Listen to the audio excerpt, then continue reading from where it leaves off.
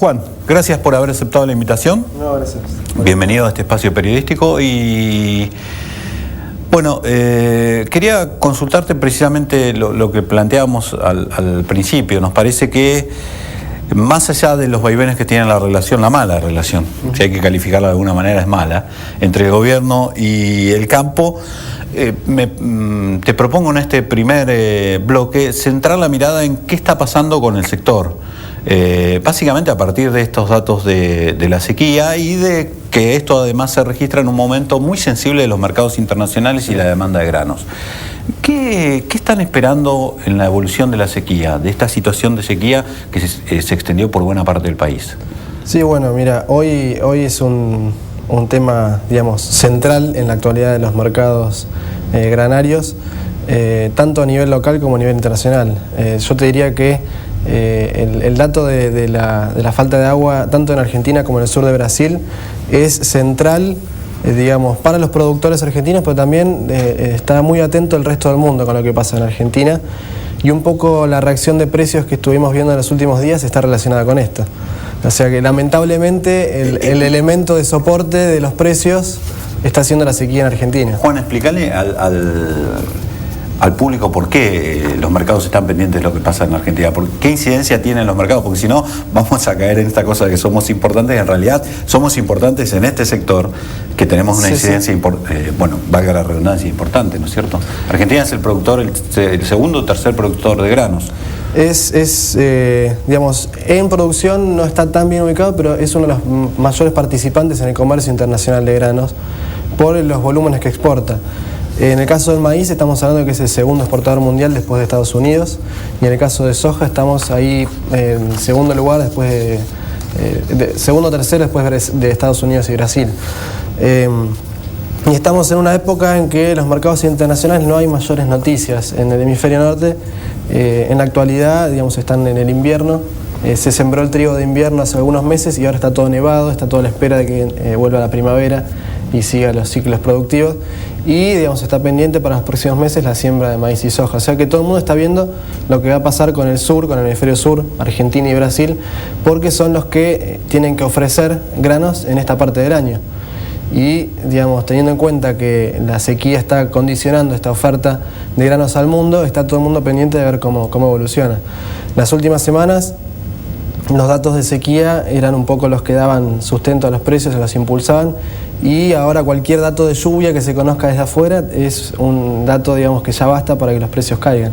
Así que es central. Impulsaban los precios porque a mayor persistencia de la sequía el mercado estaba pensando en una menor producción, menor oferta, exactamente. En una menor oferta de granos, y por lo tanto, bueno, ahí entra a regir la ley de oferta y demanda: menos granos, más precios. Exactamente, sí.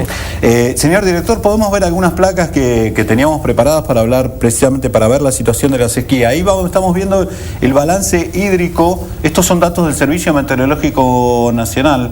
Podríamos decir que nos los preparó Nadia es nuestra pronosticadora. En realidad no, pero bueno, no incidió en eso, los tomamos directamente de allí. Así lo que vemos es la línea oscura, es la ocurrencia real de lluvias. Como ven, en todos los casos se está hablando de sequía o comienzo de sequía, y la línea gris que van a ver en realidad tiene que ver con el pronóstico para los próximos meses. De aquí a marzo se espera muy poca agua en ese lugar. Tenemos otra que tiene que ver con lo que está pasando en el área de Bahía Blanca.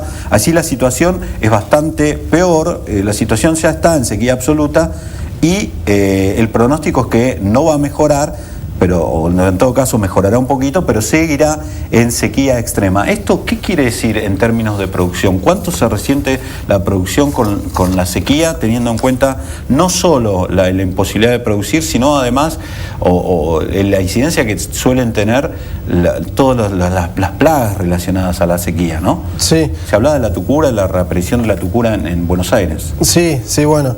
Nosotros en términos de estimaciones de producción, para lo que es maíz, por ejemplo, estamos en un número cercano a las 13 millones y medio de toneladas. Este numerito aislado por ahí no te dice nada, pero si se tiene en cuenta que el año pasado se produjeron 22 millones de toneladas, ahí tenés un poco... En trigo. En maíz. En maíz. Todavía no se cosechó. 22 contra 13. ¿Y eso tiene que ver con menor cantidad de plantío o además con efectos simplemente del... Hubo muchos elementos que se combinaron. Por un lado, está lo que vos decís, se dedicó menos superficie al cultivo. De maíz. De maíz. Es un cultivo mucho más caro que la soja, más complicado.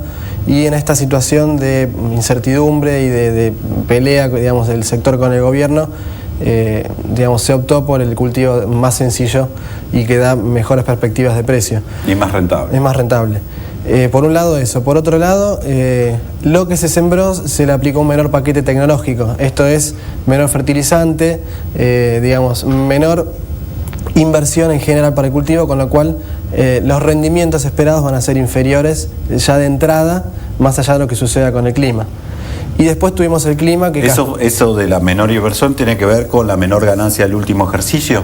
La perspectiva de menor ganancia? No, más que nada, digamos, ya se vino resintiendo un poco desde el último ciclo la ganancia, pero tiene más que ver con, digamos, el alza fuerte de los costos, principalmente de los fertilizantes, y la imposibilidad de vender a buenos precios. Digamos, los picos de precios que tuvimos se dieron justamente en el periodo de 4 meses entre marzo y julio, que, digamos, fue el pico del conflicto con el gobierno, en el cual el productor no podía vender su producción, no podía ponerle un precio futuro a su cosecha y no pudo aprovechar esos precios. Entonces, justamente, digamos, ya ahí se le vio muy resentida su rentabilidad y prefirió, digamos, orientarse a los cultivos más seguros. ¿Qué pasa con el resto de los cultivos brevemente?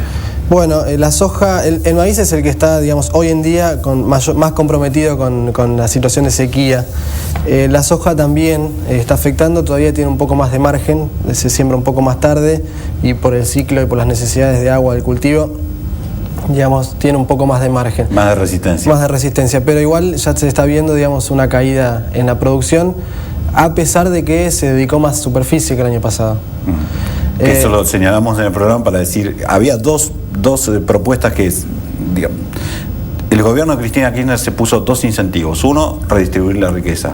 Sí. Primer año de gestión, fracasó. Hay más argentinos pobres, lo miente el INDEC cuando no reconoce la inflación y no reconoce que, por ejemplo, los sueldos el año pasado no aumentaron en términos reales, el Banco Central lo está reconociendo, cayeron 2%. Y el segundo era que plantó esa cruzada contra la soja y en realidad lo que logró, por lo que explicaba Juan, era que se siembre más soja. Sí, fue así. Digamos, el resultado fue exactamente lo opuesto. Lo inverso de lo que se propuso, lo que se dijo. Juan, tenemos que ir a un corte. En el próximo bloque vamos a seguir viendo esta situación, pero además vamos a tratar de mirar cuál es el impacto que puede tener sobre el resto de la economía, porque hasta acá estábamos pasando la situación del maíz y de la soja. Muy por arriba nos falta el trigo, por ejemplo, y nos falta hablar de volúmenes generales y de precios. ¿Te parece? Perfecto. Pero eso en el próximo bloque.